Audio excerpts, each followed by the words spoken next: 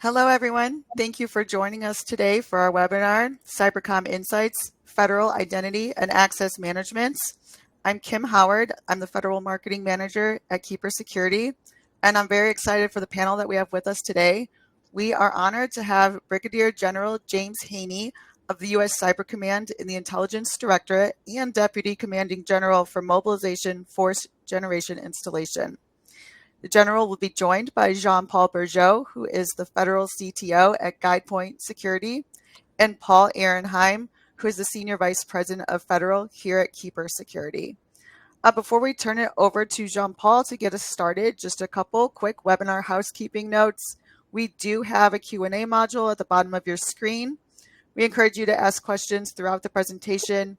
If we're not able to get to your question today live in session, a member of the Keeper team will follow up with you shortly afterwards. Today's webinar is being recorded, and all registrants will receive a copy of the recording. Thanks again for joining us, and Jean-Paul, the floor is yours. You are on mute, Jean-Paul, sorry. Thanks. I was muting for you, and I should have unmuted. Thank you. All good. Thank you. All right. So thank you, everybody, for joining. My name is Jean-Paul Bourgeot, as was mentioned earlier, and we at GuidePoint Security are a cybersecurity solutions provider. And being so, we partnered here with Keeper on the identity space, just because we know that what Keeper brings to the market really is something that's fairly unique and not been focused on. And we find a really good benefit to the government and really to any on the corporate, on the commercial side, which we also cover. So I was asked a little bit to kind of talk about where identity is going and what's going on in the federal government. So I think everybody here knows zero trust is the buzzword. It is kind of overtaking government, both DoD and civilian. And what we at GuidePoint have seen is that as people have started picking up the identity pillar in zero trust, SSO, so single sign-on, multi-factor authentication, and access management really seem to be where people started in identity. I feel that we're seeing pretty much a good maturity level in those areas in most federal agencies, that those have been attacked, if not previous to zero trust being focused on. We're seeing a good amount of maturity there.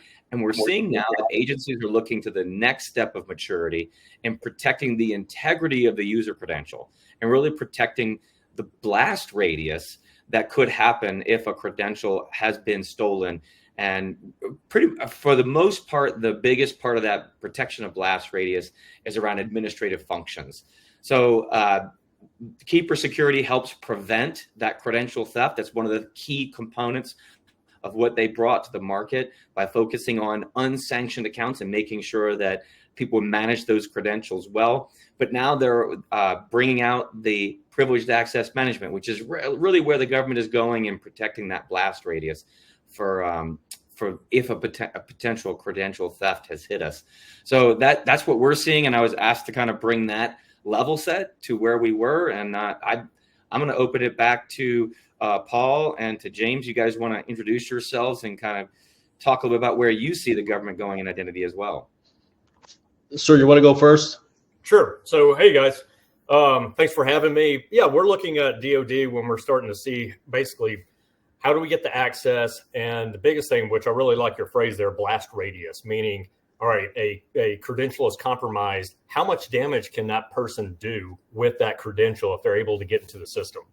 And what we're really enjoying right now is the fact of looking at it saying, hey, if the majority of breaches are 50% due to lost credentials, then 50% of your problem can be solved right there by limiting the exposure that credential provides someone with access. My title, when we talk about the mobilization piece, that's really where we're seeing like the commercial side and introduced with the DoD, introduced with the critical infrastructure to where these privileged accesses can have a huge impact when we're trying to move personnel and materials across the nation. So when we were looking at this, we kind of see it at a point of someone gains access.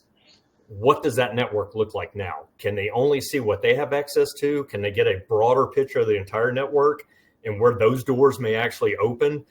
Worst case, now they can actually go out and target those nodes. So what we see in a beautiful setting is you steal a credential. you open up that door, you can only see what you have access to. So you don't even see those other items that are sitting out there. And therefore you can't map the network and know where to go next. So we're kind of looking forward to that zero trust. Again, it's a buzzword, I think, that needs to be defined a little bit clearer, and also not be prohibitive when people hear zero trust. What does all that entail? So, yeah. Paul? Yeah, it reminds me of, I guess, a meeting I had probably over 20 years ago in the Pentagon with ASALT. And I remember what he said to me. It was that we as leaders have to make decisions, timely decisions, based on the information that we have at that time. Right or wrong, those decisions are dependent on the data, the information.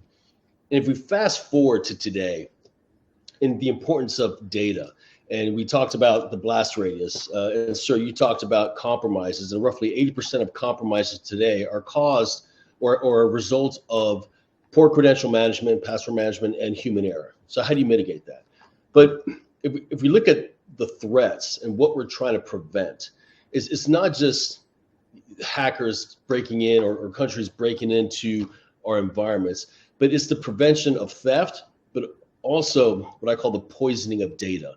And as we see the proliferation of AI into the federal markets, into the agencies, and the use of AI, how effective is AI going to be if the data that they're using has been poisoned or manipulated?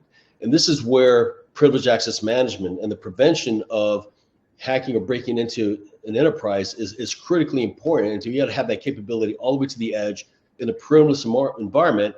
And that's where, in my opinion, a lot of it starts from there, or from the inside threat, is preventing that, so that decisions that our leaders, and such as you, General, can make, knowing that the content or decisions are being made are based on validated information.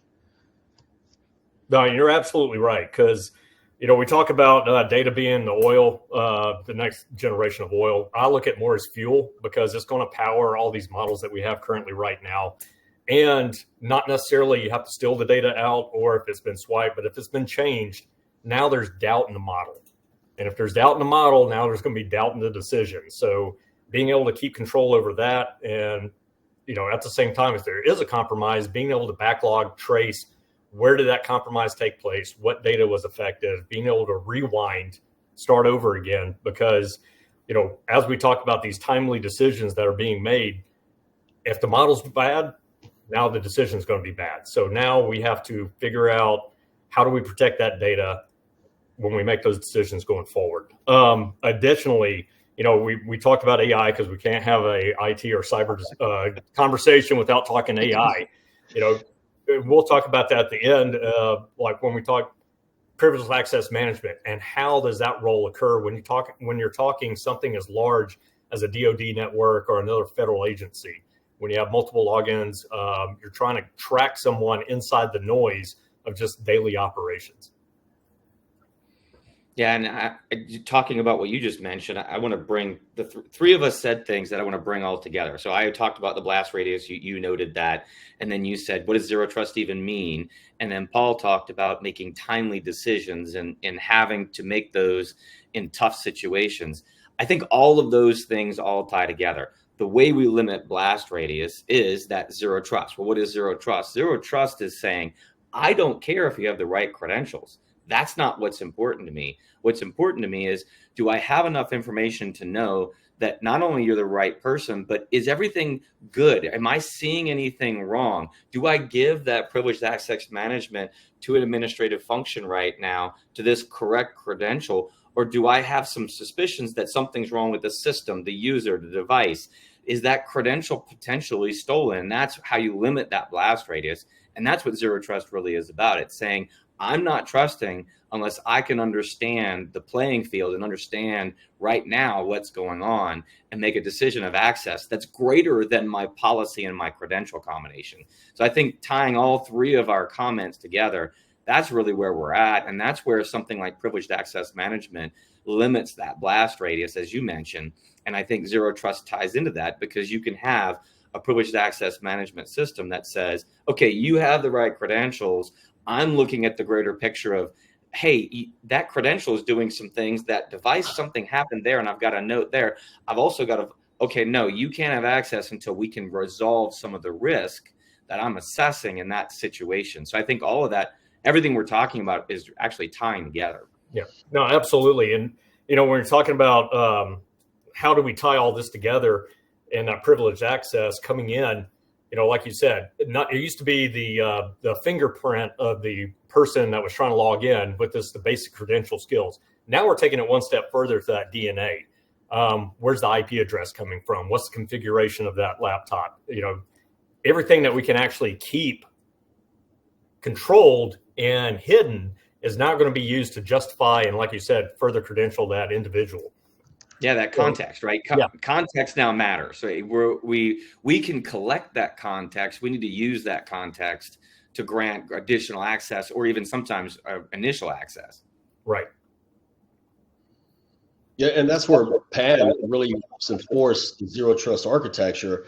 It's because it has that capability to really validate the identity and context, the location, the device, behavior of the individual. So it's because a part of zero trust is also not trusting the individual or system device that's touching the network. And so having the ability to put geofence around IP addresses. So if someone's phone or computer is stolen and it tries to hack or break into the system or enter the environment off a different IP address, a PAM solution can actually shut that down or prevent brute force attacks to prevent any additional compromises. Yep, for sure. And so, and one of the things, and even the title of this conversation is about ICAM as well. I mean, sir, I'd really curious to hear your thoughts on how what the government, from your perspective, are doing to support and implement an ICAM solution that adheres to not just zero trust, but really provides that level of security all the way to the edge. Right. We look at some of this and, really what brought about some of these, like the new integrations, is just the fact of, number one, we live in a society where we're maybe overprivileged with a lot of these accounts. And we've seen that, when we first started off like network security, your CISO and everybody else, they needed access to everything. Well, now we've realized that becomes a risk, and we've got to at least scale that back. So part of it's culture change. Not only is it just the risk and the capability, it's a culture change of knowing, hey, let me divide up those different aspects so that I only have access to a certain part of that stack and allow someone else to take over the rest of the burden. So again, we're just trying to frustrate the adversary, not give them all the information they need, and make them actually try to attack, try to gain a vector, realize that won't pan out, go to a different location. Keep them moving, keep them guessing. Like we said, when we're talking rolling credentials, rolling privileges, it just thwarts any kind of attempt they have. So once they open access and they get in, it's not going to be continuous. They can't maintain that access over time. So and even if they're able to overcome those hurdles, they're going to be more noisy, right? Because every mistake they make and every door that they hit that's locked starts a trail that you can identify that something's wrong. And it's good for us to put as many of those roadblocks and as many of those problems in front of them. Even if they're really good and they can eventually find another way, they're going to make more and more noise because they have to. They have no choice. Right. And so, like, to answer yours, Paul, we're looking at joint ICAM, new framework with DISA, with the cloud integration, trying to share those across, because right now we have disparate identities across multiple branches. So now everyone kind of developed on their own. Now we're trying to bring them together. What are our challenges? I've made the comment to you guys, legacy systems. Somewhere out there is a Commodore 64 still plugged into the Doden, providing critical infrastructure. And think about how large we are. At the same time, we can't really do a tech refresh at the same level that most institutions would. We just can't afford it. Limited interoperability, because there wasn't a one-time buy, and we didn't think about having to still plug into systems that have really outlived their legacy period and gone into museum quality material. And then just the complex, when you think about all these systems, all the components, all the hardware, what they're accessing, the different levels of classification. There's complex security matrices that also look at access. So you start thinking about all those fundamental challenges, so we really need to look at it one piece at a time instead of trying to tackle the entire network. Yeah, and I think it's interesting you bring that up, because I know at Keeper we're developing some really tremendous capabilities incorporating AI or sovereign or agentic AI that can really help identify any events or anomalies that a user may have, and be able to then shut those down and really protect the system to prevent some of that creeping. But it also, for the Microsoft platforms, prevents the memory loss in some type of ransom attack, because we know it's not just, and especially we see this in some of the older technologies, but we still, if they're part of the enterprise, they're part of the network, they still have to be protected just as much, because that is a way in. And so having these additional capabilities to protect not just some of the newer technologies, but the older ones is just as critical, because anything touching the network is a way in and a potential compromise. Exactly. And that's, when we're discussing, hey, once you gain access and you can see the network, let it only be the view of the network that you actually have control over. So, like we said, we can protect and hide those legacy systems, pieces of the network, to not even allow them to realize it's out there and start trying to then build that architecture, discover what hardware is in there as well. You're talking about the AI piece. Again, we can't have a discussion, so we'll round it out here. Looking at that pattern recognition, especially for the super users, knowing that, can there be multiple variables that are allowed to be accessed, such as, okay, you can open the door for access, but only if an event occurs. So there's a critical event, it knows you need to access. The system on the backside generates that access, but it also has an expiration date. So it lets you in, closes you out. That's a number one. We really have just too much credentialing floating around that's either not expired, someone went off ramped, or they have too much access. So let that AI run in the background, realize that, all right, over a certain period of time, you have not required access for this system. Let's go ahead and close that out. And if you need it, re-request it. At the same, we're looking at, I come from an operations background. So now we're trying to balance that. I need operations, therefore I want my data when I need my data. Compared to security, that's always trying to keep those systems protected. So it's a big tug of war that's always occurring between these two entities. So when we look at it this way, well, using AI to help credential and decredential as we need them at time of need, that's really going to help the operational side, because we know the more complex and difficult it is for the operator, they're either not going to actually use the system that's been installed or touted, or the frustration level is going to be there that they have to decide on a different avenue or a different course of action just because of the limitations. Yeah, the just-in-time access is something that I know that Keeper offers, and not only can we extend access to an individual or system device, but then once we provide those credentials or the access, we can then rotate those passwords dynamically so that they can't get access again. JP, I'm really curious from your perspective, because you work with a lot of multiple government agencies, how are they asking, what are those conversations that are occurring when they're looking to try to fill these types of needs? Yeah, I think everybody knows that they need to do governance. They need to do privileged access management. They know they need to do those things, but they're traditionally hard to do well. Buying a technology is easy. Implementing a technology and getting it to the point where it's useful is hard. And I think that's one of the reasons that we like Keeper, is because it's an easier system to stand up as a newer technology compared to the traditional privileged access management that really grew over time, right? It was very simple design, simple idea, add features, grow. That then people sort of figure out, what are we actually using? We've added all these features, added all this functionality. We're really only using these things. And I think that's what you guys did, is said, okay, let's look at what the industry is really using. Let's make that easier to implement and easier to get stood up. And I think that's what a lot of government agencies are looking for right now is how do we simplify things? We have a lot of technologies. We have a lot of things that we've bought and tried to implement. How well have we implemented them? How well are they working? How do we simplify the interactions? The just-in-time privileged access is huge because that simplifies the life of the user and streamlines it, as General Haynie said, it streamlines and make things operational rather than feeling like it's a barrier, feeling like it's just more of a struggle to get things done. And so I think that's where agencies really are, is how do we streamline this? How do we make this work better? How do we reduce the amount of technology to what we actually need to get the job done, to make things operational, but maintain security?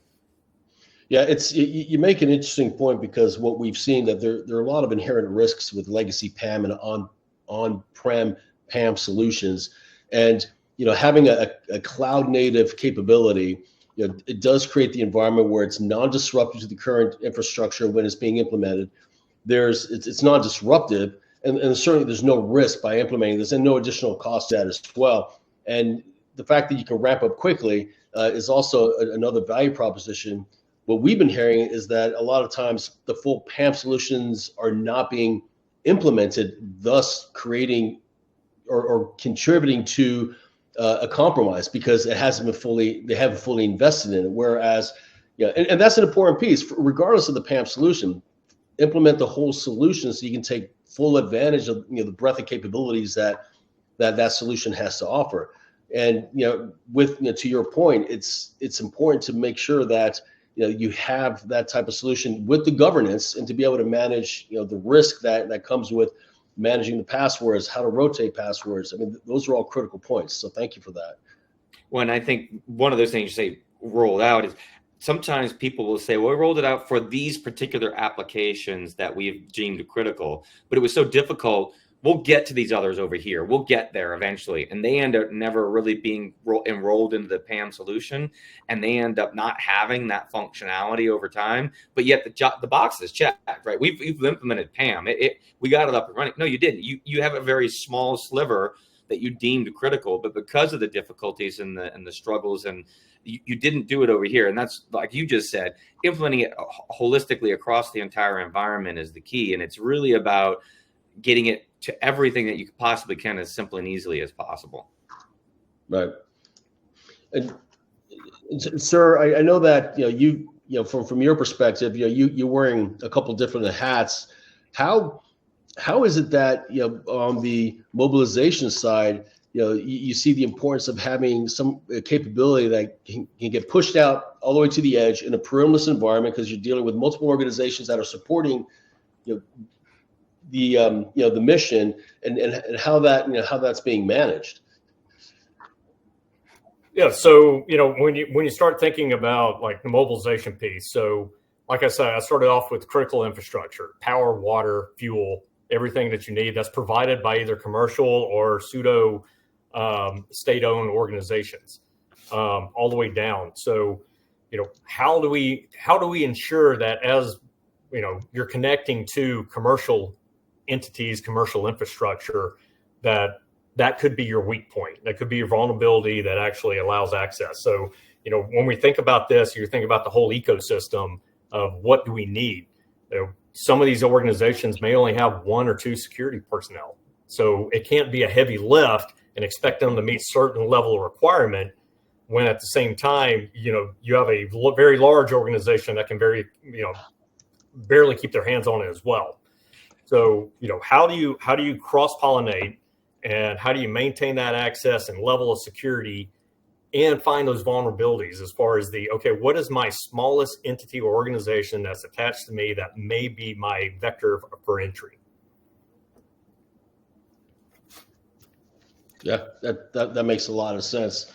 And JP, you've another interest, because again, you work with so many companies, so many agencies. I mean, Guy Point is a fantastic partner of ours. But I mean, what are your thoughts on how to mitigate some of those types of risks in a vast environment where there's multiple tenants that need to gain access?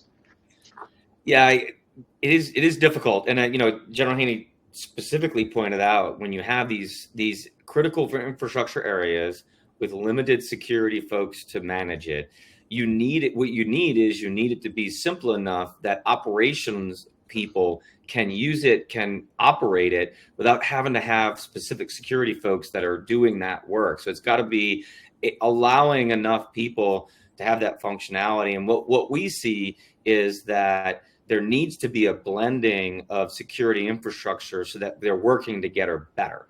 And that's where a lot of people are focused in government and in commercial now, is how do we blur that line between security and network and infrastructure and identity, and the people managing all the operational side versus security. Let's blend that. Let's reduce those barriers so that if you only have a couple of security folk, they are embedding themselves into the conversation, and the infrastructure folks are embedding themselves into the security conversation, so that there's a lot less, first, conflict, but second, reliance on, well, how many security people do I have? Well, let's use them to make it part of a broader conversation so that everybody works together in the same direction and rows in the same direction. And we see that both on the government side and on the commercial side. That's one of the things that we're seeing as a trend. Yep. And I think that's where the AI piece is really going to play a valuable role too, because now you can at least bring the intelligence of a large security organization and give it to the hands of a very small operation, such as like just a few security personnel. So now they have that backup that can sit there and monitor and alert them as needed. They can dictate their new requirements, but at the same time, they're able to do it on maybe a tighter budget. Because we got to realize that while we are putting a lot of these requirements down, that does become a budgetary requirement on the backside for a commercial entity or another state entity or agency that may not have the budget to actually, implement every variation that you may request. And you're saying that, General Haynie, you're saying that because when you're dealing with critical infrastructure and all those things, there's a lot of commercial people involved in that. Is that what you're referring to? Right. When you're saying, So a great example of that may be just the power generation. So you look across the United States, it's a confederated set of power infrastructure. And so just down to that point of what's the security of each one of these look like? How do you cross? Because we've seen this with the cell networks. It's a very loose network confederation there on how they operate and share information. Well, how do you do that for national power grid? How do you do that when each one has a different level of security or infrastructure involved as well? Got it. Yeah, that makes sense. Because now you're saying I have all these requirements, but you're not a government agency that is getting funding to do it. We need to make sure we're all on the same page on what that looks like, because the Army can't operate if that's not operating. Right. It makes it a lot more difficult. So yeah. So are you referring to what I'm hearing is microsegmentation, is having multiple organizations sharing some content, some information, but not all of it? And how are you able to separate? Is that what I'm hearing right. as part of that, or? And not being able to actually, like we said, one bad actor comes into a system. How do we limit that, quarantine them, like you said, that perimeter piece to where they can't go any further? And again, applying AI on top of that model, we may actually see a good case to where, okay, why are these credentials moving in such a pattern? And can we turn off that before it goes any further? Yeah, I see, and I guess because in some ways it's also important to where you have partners that or don't hold any information, right? So I know we talked about zero trust, but zero knowledge is another piece or another added security measure that a company can have, because I know contractors are just as much of a target as the government agencies are, right? And so supply chain is important. Exactly, and even software providers, right? Even we're just as much of a target, as contractors and agencies, because we're the ones that are providing security. And being zero knowledge, meaning if we were attacked, there's nothing that they're going to be able to see in our environment, because we don't hold any of the information. Everything is in a ciphertext, and it's the official term I like to use is giggity gook of what they'll see. I don't know if you can quote me on that, but is what we use. But the importance of ensuring that even the partners, if you think about the whole ecosystem or supply chain, is critical to adhere to the same level of standards to support that level of security, so that nowhere in that that cyber kill chain, if you will, is anywhere that it's compromised. I mean, is that a fair statement, or care to comment on that? Right. Just trying to limit the damage. Like I said, that is, again, it goes back to that blast radius. Once you map out that critical infrastructure, how it plays into the supply chain, and you look for those vulnerabilities, how do we reinforce that area? Again, it may go back to the smallest contractor that's involved, but if they have access, then they're part of your larger ecosystem that you have to manage as well. So I have a question, General Haynie. I'm thinking out loud. So with what you're describing and working with critical infrastructure to make sure you guys can operate, do some of those people have access into the government side, or does the government side have access into those, or is it more of an oversight conversation, or is there any cross-credentialing sometimes with those? They can be. And if you look at the defense industrial base, that's a good example of where commercial entities and DoD share information regularly back and forth on their own networks. So, Got it. Okay. Again, it becomes a vector if you want to, because now we're talking, and there's several reports open, unclassified, where as a defense contractor may have several subcontractors. Each one of those subcontractors may have access as well. And so now it really becomes a convoluted trying to patch away, how does that whole structure look like in the environment? Yeah, and I think that's the genesis of where CMMC came from, right? Was like, how do we secure all those contractors, and how do we make sure they're doing the right things? Because each one of those could be an entry point into a federal system. Yep. And so example of that with the F-22 was a subcontractor that, like we said, probably 90% of some of the problems we have are user error.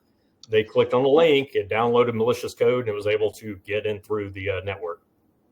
Got it. So you bring up an interesting scenario, because what we've seen also is, and this isn't an attack or anything on development environments, but sometimes, and I've seen it in development environments, as they are building, they have to generate or create passwords, and what they do is they sometimes leave the password within that environment, and when they transition that over to the operational side, those passwords are still in there, thus creating a potential compromise. And so again, it's just another way of where and how, that we talked about, that 80%, that metric of how compromises occur to an enterprise, or human error or poor password management, that lends itself to that supply chain, where anyone that's contributing to the mission, if you will, can create that compromise. And so it's important to ensure that everyone along the way adheres to the standards that's set forth by the agency or the program, to make sure that these situations don't happen. Right. And again, I think that's where you're going to see the next layering of AI, where it's going to be a quick, rapid evaluation of some of these systems, and it'll generate basically, here's your vulnerabilities, here's your touch points, here's the things that need to be corrected and resolved before you're allowed access. And therefore, when we're thinking about the PAM solution too, is if yours is coming from that environment, we already know that there's blocks in place that need to be corrected before you're actually allowed in. So again, you can actually put a set of evaluators sitting on top of these entities to say, hey, we realized your system had these problems. Now we have a codified list of corrections that need to be completed. Until those are completed, you're not authorized to enter. Yeah. Yeah, and I think that credential management, that password management you mentioned earlier, is a major issue, especially among the credentials that people, users, and this goes in commercial and inside of agencies, where they think, well, this isn't a credential for a government system. This is a credential for my Cisco partner portal or login, or where it's a credential for my maybe they're an assessor for technologies and they have a Gartner login, and they're like, oh, well, that's not important, I don't have to worry about that. Well, you do, because those credentials can actually impact other things, and managing those well and making sure they're different from each other, making sure that they're they're not going to somehow lead to someone figuring out or even taking and copying over to something else is a massive hole. And many people don't seem to apply the same fear factor and management to these. Oh, well, that's just an account over here. It has nothing to do with my federal system, but it matters. You're a government or contractor who is relevant because you do have a credential for the government system, and anything you do on that side could lead to something over here. And I think to me, that's a big one. And I see that both in the commercial side and the agency side. Yeah. So you bring up something interesting, and I know this could be a bit of a sensitive topic, but because you're right, everything has and can or should have a password, right? A person, system, device. And in this current environment, we're seeing a lot of people leave the federal government, and where there's also a concern is as they leave, what happens with that knowledge? How quickly is that information or the information they have can be secured? Because I've heard, and not in the federal government, but when someone has a disgruntled employee leaves the company, as they leave, they're changing passwords, and they can make it very difficult for that organization to have continuity of operations, if you will. And so to your point of anything can have a password is how to then ensure that on a departure or premature departure, that information is secure so those types of situations don't happen, and maintain continuity of operations as a result. Or even the knowledge of what they knew. Yeah. Maybe they didn't change the password, but nobody else had the password. That's even more so, right? And so to have the ability to then quickly transfer that information to someone else within the organization or prevent those types of compromises, to me, I see that as a potential risk and or concern that would need to be mitigated. For sure. Yeah. And, as long as you're talking down that line too, when we discuss like insider threat, probably another good application of AI. Also, like we said, limiting where they actually have access to those points and narrowing it down to here's the critical areas that you need to be able to have access to, not the entire network or system. But, when we all talk about insider threat, we want to think of the high level, someone who's trying to do malicious action. We really need to realize that for most of the time, our insider threat is just the one individual who's not providing good cyber hygiene or good cyber actions. No malicious intent required, but I've got to remember 14 passwords. I've got to make them 20 characters and all these special, and each one can be, and I can't go back. That part has to change as well, because again, we're going to go to the simplest factor, which is, okay, what's easy for me to remember and put down? We have CAC and PKI. We also know that could be compromised. And if that's the case, then it really opens up the door for everything. So again, we're going back to almost the behavioral piece of how is that account behaving? How is it acting? Where does it have access to? And like you said, if all of a sudden it becomes a leave type scenario, where is that collected, stored, and then we can have that traceability back once that individual leaves. Right, but even you bring up a good point about CAC and even PIV cards. They're providing robust authentication for primary user accounts, but in today's world, that only really covers a fraction of the authentication challenges that federal agencies face. Right, the reality is the IT infrastructure is far more complex and involving numerous systems, access points that cannot support smart card authentication, and this is exactly an area where I believe PAM, I'm gonna selfish plug, Keeper can offer and implement those solutions. I think it's not just about CAC and PIV, but you need to have something more robust, again, that can manage a lot more complexies to ensure that one instance that you said, sir, about may not be malicious, but it could be poor hygiene. But that one scenario, that one anomaly, if you will, can create and be very disruptive and can provide a lot of compromise. And that's what we want to prevent. And we have to be on point all the time. And, when we were talking the other day, you made a comment, we have to perform at the speed of need. And so I'm going to coin that somehow, some way. I love that. But, that's what, we have to have a solution that moves at that speed and evolves just as much as the enterprise does as well, and the requirements. Right. And I think that's, no, go ahead, John Paul. I was going to say, to the speed of need, which I do love, General. I love that phrase. Everything we're talking about is trying to make things more operational, trying to make things where we have security, but it works for the user. If we give them these requirements and make it more difficult for them to manage passwords, they're going to make mistakes and have bad cyber hygiene. Let's make that easier. Right. If we make their ability to get to administrative functions very difficult and clunky, they're going to do things that cause problems with that. We have to make that, I love that, speed of need occur on the operational side.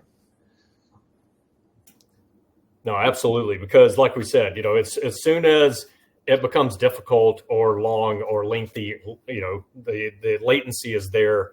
Now, all of a sudden, security is no longer your friend because you're trying to accomplish a mission. And so yep. At that point, we've got to be faster and think about, like I said, the millions of transactions that are occurring by the second in DoD systems. How do I separate the noise from the actual individual who's trying to access areas? So, how do you manage all that and understand the context? Back to that thing we had before, right? Right. We have to understand context, and there's a lot of information. And you mentioned it earlier. Generative AI is probably one of the ways that eventually that's going to be used. Is, hey, how do we use generative AI to understand the context to enable something like zero trust with that? Hey, what's the status? I know it's the right credential. Could be stolen. It could be something going on. Could be an insider threat. It's right credential, right system. But wait, something funky is going on. Why? And I think, that all that information is hard to call into that context unless you have some way to do it or have some guidance on how to do it. Right. And so we take that far into the future. Now it becomes an operation's occurring. Someone has access. Someone needs further access. Taking in the events and the rest of the context that's occurring, maybe it's thinking ahead of the game and already introducing those credentials get to that next step, that next set of data, knowing that the user will eventually end up there. Yeah. And so as it can really make smart decisions, credential along the way while keeping the security piece, it can think ahead of time and say, all right, we know there, in other past operations, here's the access to data people needed. Here's how they used it. Okay, yes, a request for this would be valid. Yeah, and we touched on identity governance before, but you can even apply that to privileged access management and say, hey, this person just got this privileged access management to this administrative function over here. That makes sense. To that one, it makes sense. Okay, well, now he wants this one over here too. And we're starting to have enough access that right. There's risk. And do I accept that risk, or do I say, why do you need all of those at the same time? Maybe we assess that because we're contextually now assessing too much risk, which is where identity governance is about assessing the risk of having all of that access, right? Well, maybe they need all that access, but we need to make sure that they have that access when they need it and not all at one time, because that just adds too much risk to the environment. Right. Yeah, and again, I think that's where leveraging AI to help manage and understand and look for those anomalies throughout the process, and understanding if this person is focused on doing these set of events and all of a sudden they're asking for to go outside of that swim lane. Why? To ask that, to validate that. And I think, our Keeper AI capability that enforces and looks for those types of anomalies and manages that. So whether, it's agentic, it's sovereign, and we find that we're seeing tremendous results through that capability. It's not fully marketed yet, so I don't know if I'm getting in trouble by talking about it, but I'll find out after this call. But it's there, and it's part of we released it during the RSA conference, and it does just that. It tracks, it looks for anomalies to support and to prevent the lateral movement within an organization.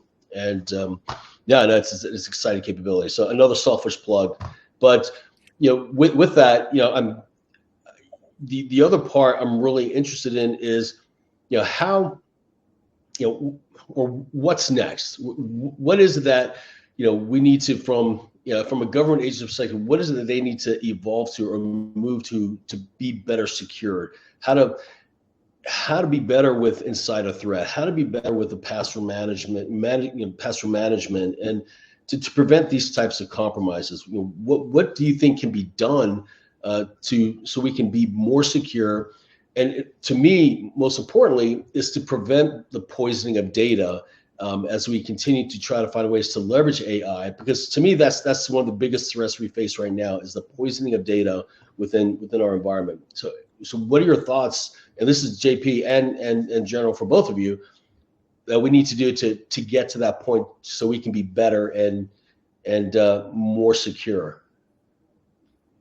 I'll defer to you first, General Haynie. Okay. That may not be a fair question, but I figured I'd ask it. No, I think just like you said, we keep pounding the AI piece, but at the same time, we need to be smart about it. Number one, the level of complexity that needs to be operationalized with that, the power consumption required to run all these models in the background. Not everyone's going to have an AI model on top of them. Maybe you just do it for a class of user. This user has, is at this level, at this class, therefore their behavior should look like the average behavior of all of them.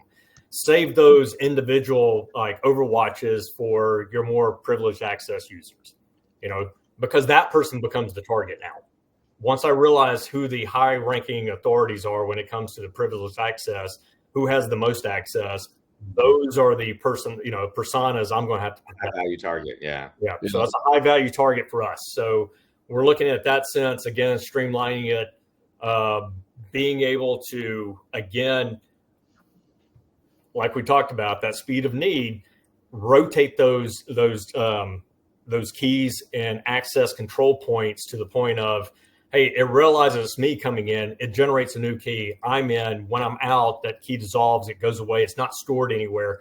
So you can just think about all the vectors that someone may try to exploit to get into a network. The biggest job here is to frustrate them, prevent them, no entry. If they do get in, they get such limited information that they have to retreat and try a different entry point. Yeah.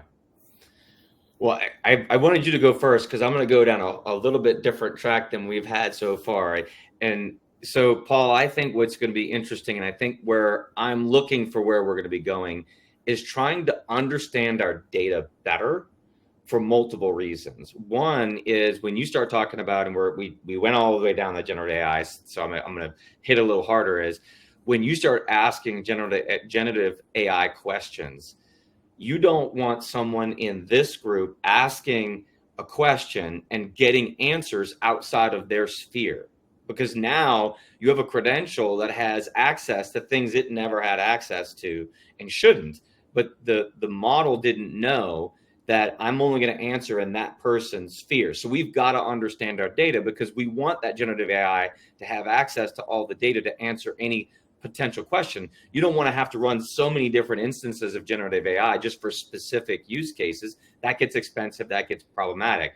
So you want one that can answer each individual operational need. If I'm in HR, if I'm in the field, I'm forward, in the forward deployment, or I'm wherever that is, you want it to be able to be leveraged for all those different purposes.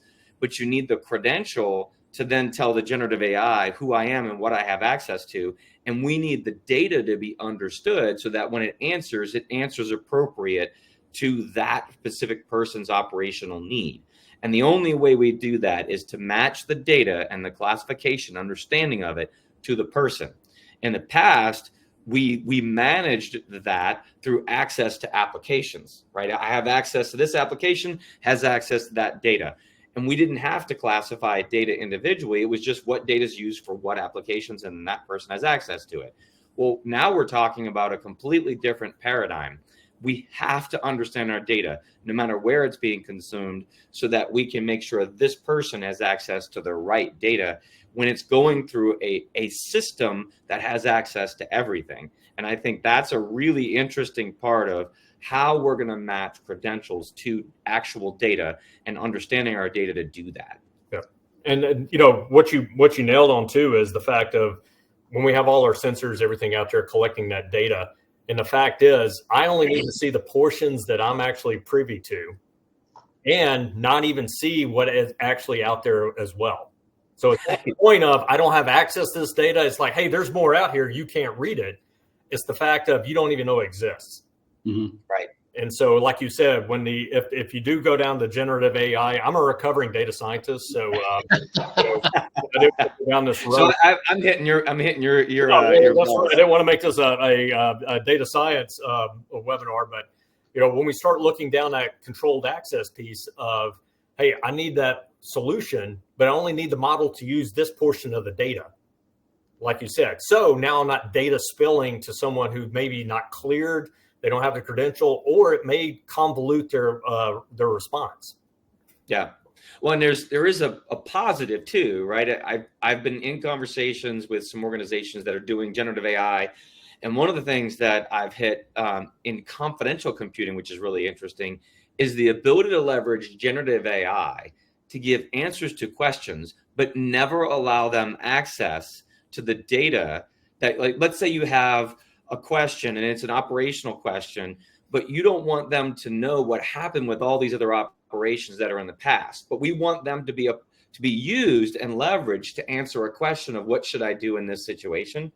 You can actually abstract that almost like confidential computing and say, I'm going to ask this question, but I will set it up for that particular type of thing. I'm going to answer your question and not tell you about these 3 operations that are nearly identical, because you don't need to know about that. But Right. Now I'm going to tell you information we learned from those operations, and that's really cool. Yeah. That's a reverse of the problem I just mentioned, where we're actually able to solve a problem. Instead, they would have had to have access to all this classified information about different operations to make an assessment that took time. Now we're going to answer it quickly, and they never see the operational files. But that goes back to the whole trust component of we have to trust the data stored there and it has access to. So it has to be good data. Again, we trust the model because we trust the data that's being stored in it. Prevent the poisoning. Yeah, that makes sense. So I know we're about 8 minutes to the top of the hour. General, if you'd like to have any closing remarks or thoughts, and then JP, I'll throw it over to you. Again, I appreciate y'all's time to look at this, and whatever solutions people like gravitate toward. Not here to endorse any one, but when we start thinking down this path and how we've kind of had this very open conversation without getting into a lot of technical detail was kind of by design, because too many times as security experts, we're not having to convince other security experts of why we're implementing certain requirements. So find your voice and find out how to communicate what we just discussed to what I would say like non-cybersecurity experts, because you're going to have to convince those others why this implementation is required and why it's needed. So I always try to tell people, hey, find your different ways to explain this to the domain experts in other areas. Yep. That's a great point, and kind of where I was going too. I came from the infrastructure side before I was in cybersecurity. So I built systems and didn't like security. Then I became security and learned what they were doing. And being on this side, I've been advocating even before the word zero trust existed, which kind of starting this and pushing it further than I could have ever. I've always advocated that we need to crosstalk more and understand each other better. We need to communicate with each other, and security needs to, in my opinion, be the peacemaker, not the not create adversarial relationships with infrastructure. And infrastructure, I want them to do the same thing, and I think we're seeing that that's starting to happen. But I always point to security people and say, let's us be the peacemaker with infrastructure by including them and helping them come in and shape security as we can understand the goals. So communicate the goals, communicate the value to everyone, and get them on board and use them for helping to create the solution so that they feel like they have ownership, feel like that they're a part of the solution and it's not being shoved down their throat. And you're kind of hitting on those same things as we've got to reach across the aisle. We've got to communicate. We've got to bring everybody together rather than try to tell everybody what we want to do. I think it's all about communication, because I think in the end of the day, if people truly understand what everybody's goals are and we're open to hearing, this is what matters to me. Okay, this is what matters to me. A lot of times those can align if we just have the conversation. Yeah, and you bring up a great point, because I'm a recovering systems integrator. I spent many years with some of the large and medium-sized systems integrators.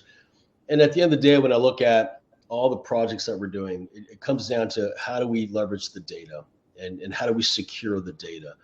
So for me, it was a very natural fit to come over to Keeper. And here I'm working at the edge in a perimeterless environment, securing access to the enterprise and to the data. Because to your point, we're all working together, supporting mission, and that mission, regardless of what it is going to depend on data and on security. And here at Keeper, we do both. And it's a phenomenal capability. It's a fantastic company that we move. And I'm going to say this again. We're performing at the speed of need. But the last comment I'd like to leave you with, and Kim will come back on, is that one of the first conversations we had, General, when I was explaining Keeper to you, and your initial comment to me was, well, you guys are like a Rubik's Cube that continues to morph and fight back. And to me, that's critically important to have a capability that will frustrate any attacker to try to come in to hack the environment, get in, compromise, and poison the data so that we cannot be effective and we can't hit mission objectives. So I want to thank you both. This was a fantastic conversation. I really enjoyed it, and I'll hand it over to Kim. Yes, I'd also like to thank our panelists today. Thank you, Paul. Thank you, Jean-Paul and General Haynie, for that fantastic discussion. We really appreciate it. Thank you to the audience for joining today. That does conclude today's webinar. Thank you very much, and hope you have a great rest of your day. Thank you. Thank you.